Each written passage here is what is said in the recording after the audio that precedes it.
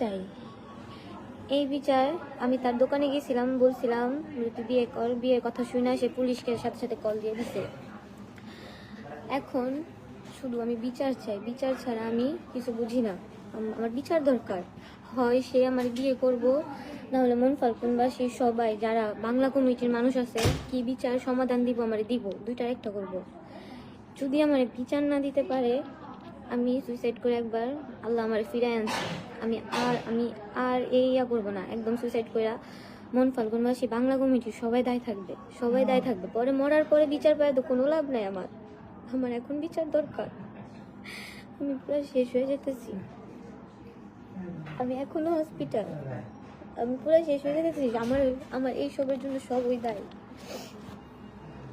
সব ওই দায়। আমার সাথে এমন হয়েছে আমি জীবনে ভাবতে পারি নাই। ও কেন আসছে আমার সামনে, কেন আমার সাথে এই সম্পর্কে জড়াইছে, কেন আমার বিয়ের প্রলোভন দেখাইছে। আমার এত সুন্দর সংসার সে ভাঙা দিছে। এমন কিছু আশা করছিলাম না। আমার বিয়ের প্রলোভন দেখায়া আমার স্বামীর কাছে আমারে খারাপ করছে। আমার স্বামীর ধরানোর জন্য 5 বার পুলিশ আনছে আমি বাসায়। তার কথা শুনা সে আমার বলছে তোমার স্বামীরা তুমি ধরাইয়া দাও, এমন করো তেমন করো। তার সব কথা শুনে আজকে আমি সব হারাইছি। আমার বাচ্চা, হাজবেন্ড সবার কাছে আমি কালা রয়েছি। কেউর কাছে আমি মুখ দেখাতে পারি না, কোনো কেউর কাছে আমি মুখ ধরতেও পারি না। আজকে তার জন্য এই অবস্থা আমার। আমি এখন আবার হসপিটালে। আমি নিজে ঠিক করতে পারতেছি না যতক্ষণ পর্যন্ত যার ওর বিচার যতক্ষণ পর্যন্ত আমি না পাইছি। ও কেন করছে আমার সাথে এমন। হয় ওই বিয়ে করব, না হলে মন ফাল্গুনবাসী কি এটা রায় কি দিব, মন ফাল্গুনের বাংলা কমিটির মানুষরা জানে এটা সমাধান কি দিব। না হলে আমি যদি আবার সুইসাইড করি, যদি আমি সুইসাইড করে মারা যায়, এরপরে তারা দায় থাকবে। উসমান গনি দায় থাকবে, উসমান গনির ছেলে দায় থাকবে, সবাই দায় থাকবে। আমার ফোন দিয়ে হুমকি দেওয়া হইতেছে, তার মামি আমার ফোন দিয়ে হুমকি দিতেছে আমি কেন লাইভে আসি, ইয়ান করি ত্যান করি। আমি কোনো না খুঁজে আমি লাইভে আসছি, কেন সে আমার সাথে এমন করলো। আজকে এমন করে আজকে আমি এখনো হসপিটালে, আমি ঠিকভাবে দাঁড়াতে পারি না। তারপরেও আমি সবার কাছে আমি বিচার চাই, কেন সে আমার সাথে এমন করলো। এমন বিচার করুক যাতে মন ফাল্গুনের আর কোনো বিবাহিত মেয়ের দিকে কোনো ছেলে তাকাইতে না পারে।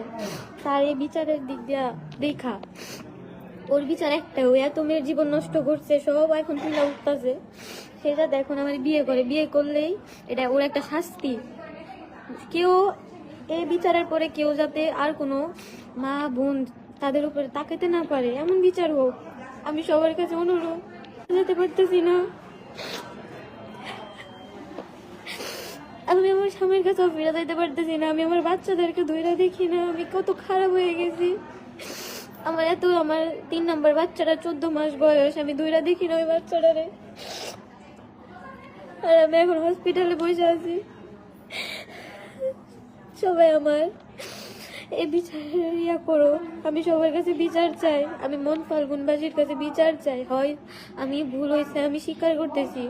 ওরও বিচার করুক, আমারও করুক, সমস্যা নাই। কিন্তু ও ঠিকই বুক ফুলাই আটতেছে, কিন্তু আমি কেউর কাছে মুখ দেখাতে পারতেছি না, না কেউর কাছে যাইতে পারতেছি। তার জন্য আজকে আমার এই অবস্থা।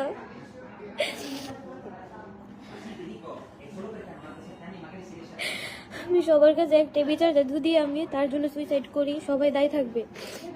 পরে এ সমাধান দিলে আমার কোনো হবে না।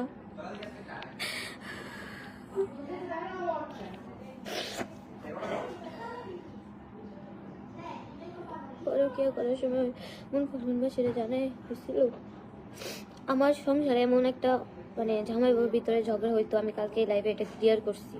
এটা সে সুযোগ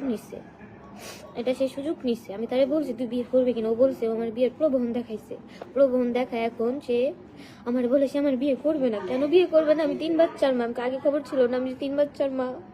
পরে বলতেছে না আমি তোর বিয়ে করবো না। ওর ফ্রেন্ড সার্কেল সবাই জানতো ও যে আমার সাথে যে কথা বলে সেটা ও সবাই জানতো একটা মেয়ের সাথে কথা বলে। কিন্তু হয়তো আমার ছবি দেখাইছে ও, কিন্তু আমি জানি না।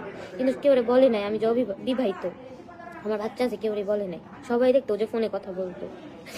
সবচেয়ে বড় কথা হইলো আমার জীবনটা এত খারাপ ভাবে ধ্বংস করছে। আমি আমার হাজবেন্ড এত খারাপ ভাবে ঠকাইছি। আমি তার বেবি নষ্ট করছি ডিসেম্বরে, নষ্ট করে আমি বলছি এটা আমার হাজবেন্ডের বেবি। আমি হসপিটালে এসে আমার হাজবেন্ডের ডকুমেন্ট দিয়ে আমার ওর বেবি নষ্ট করছি। এরপরে আমি ওরা বলছি বুঝে দেখ তুই বিয়ে কর, নাহলে কিন্তু আমি সবাই সবকিছু বলে দিব। পরেও বলতেছে আমি বিয়ে করব না। তোর কাছে কোনো প্রমাণ আছে? আসলেই তো আমার কাছে কোনো প্রমাণ কিচ্ছু নাই, আমার কাছে কোনো প্রমাণ কিচ্ছু নাই। আমি মুখকে ওরা দেখাইতে পারব না। আমি সবার কাছে চাইতেছি, আমি মন ফাল্গুনবাসী কমিটির কাছে চাইতেছি আমার যদি সুস্থ বিচার চাই হয় সে বিয়ে করবো, তাহলে আমি আত্মহত্যা করে সব মন ফাল্গুনবাসী বাংলা কমিটির সবাই দায়ী থাকবে। আমি করে আমি ওর বাবারে সবাই ফোন দিছে, বলছি দেখ তোর ছেলে এইসব করছে। ওর বাবার একটাই দায়, ওর বাবা একটা কথাই বলছে আমার ছেলের ভাল লাগছে, আমার ছেলে গেছে, আমার ছেলের ভাল লাগবে না, আমার ছেলে যাবে ওই খারাপ। আমি বুঝি খারাপ, আমি খারাপ। আমি এখন কার কাছে যে মুখ দেখাবো, আমি এখন কার কাছে যে কি করবো? আমি আমি আমার হাজবেন্ডের কাছে থাকতে পারতেছি না, না আমি ঘুমাইতে পারতেছি না। আমার খাওয়া দাওয়া ঠিক আছে, আমি 2 মিনিটের লেগা আমার মাথা থেকে এগুলো সরাইতে পারি না। আমি কি করবো? আমার সরলতার সুযোগ নিয়ে আমার সংসারের এত বড় সুযোগ নিয়ে আমার সংসার স্বামী সব শেষ করছে। এখন যদি আমি এটার বিচার না পাই, আমি লাইভে এসে আত্মহত্যা করুন, আত্মহত্যা করে সবাই দায়ী থাকবে এটার জন্য। এটার জন্য সবাই দায়ী থাকবে। কেউ এটা রিয়াকশন নিতেছে না, সবাই শুধু দেখতেছে, মজা নিতেছে, কেউ এটা রিয়াকশন নিতেছে না।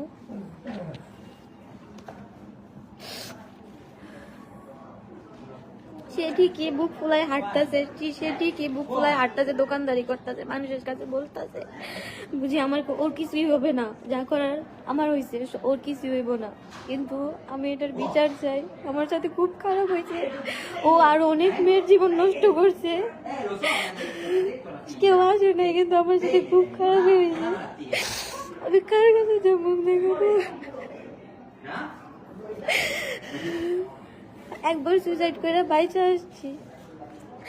আমি যদি ইয়া যদি না পাই, এটার ইয়া যদি আমি না পাই, সমাধান না পাই, আমি যদি আরেকবার সুইসাইড করি, এটার জন্য বাংলা কমিটি, মন ফাল্গুন বাংলা কমিটির সবাই দায়ী থাকবে। কারণ এই বেজাল কেউ ভাঙা দিতেছে না, কেউ আগায় আসতেছে না।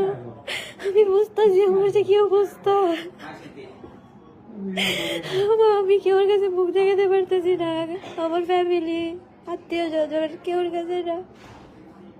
সবচেয়ে বড় অপরাধ দিল আমি আমার ছেলেমেয়ের কাছে, কারণ আমি তাদের সামনে যা দাঁড়াইতে পারতেছি না, তাদের না। Spegnere il telefono, sai? Ok, Mettilo via, non si può usare qua. ok. Soprattutto in videochiamata.